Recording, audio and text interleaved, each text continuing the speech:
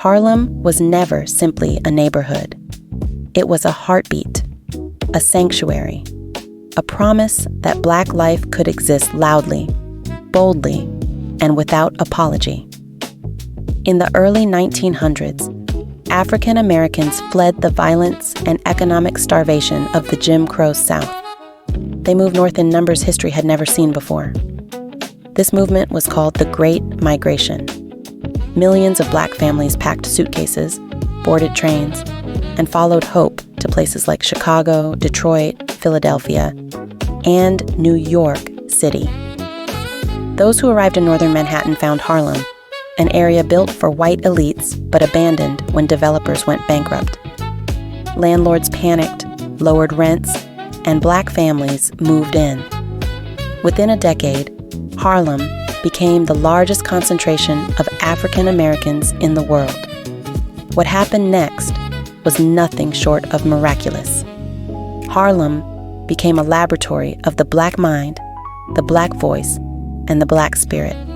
Writers, painters, musicians, intellectuals, migrants, and dreamers walked the same blocks. They challenged the world's assumptions about who Black people were simply by creating. Langston Hughes was one of them.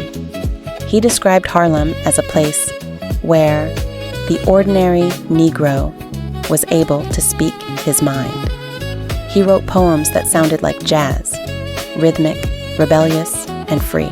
He said, "What happens to a dream deferred?" That single question captured the pain and possibility of a people. Zora Neale Hurston laughed in the face of stereotypes. She studied folklore in the rural South, preserved the voices of everyday Black people, and turned them into literature. She wrote women who spoke their minds, who loved deeply, who survived storms. Painters like Aaron Douglas used bold lines and African shapes to show Black heroes, pyramids, workers, and musicians. He placed the roots of Africa inside the modern world, reminding America that Black history did not start on its shores. Meanwhile, music electrified Harlem's nights. The Cotton Club, the Savoy Ballroom, and the Apollo Theater became temples of sound. Duke Ellington's orchestra played elegant jazz that floated out into the streets. Louis Armstrong brought fire to his trumpet. Cab Calloway shouted scat until the walls shook.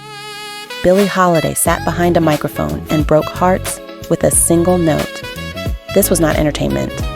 It was survival turned into art. Harlem became a home for every Black feeling: joy, anger, romance, poverty, ambition, rebellion, sophistication, grief, and humor. It showed the world that Blackness did not exist in one shape. It pulsed with infinite forms. The Renaissance was not just about talent, it was about agency. Black people created work for themselves, published their own newspapers, and debated their own futures. They discussed colorism, class, migration, spirituality, and identity. Some argued for integration, others argued for separation, but all agreed on one thing: Black life deserved to be seen, not through stereotypes, but through truth. Harlem reinvented Blackness for the 20th century. It shifted culture, politics, literature, style, and music. It inspired movements that would come decades later. Without Harlem, there is no modern Black America. The Harlem Renaissance was a rebirth not because Black people were new, but because the world finally had to look up and see them. Harlem was the loud answer to a silent question. What happens when a community is allowed to dream together? The answer is history. The answer is culture. The answer is Harlem.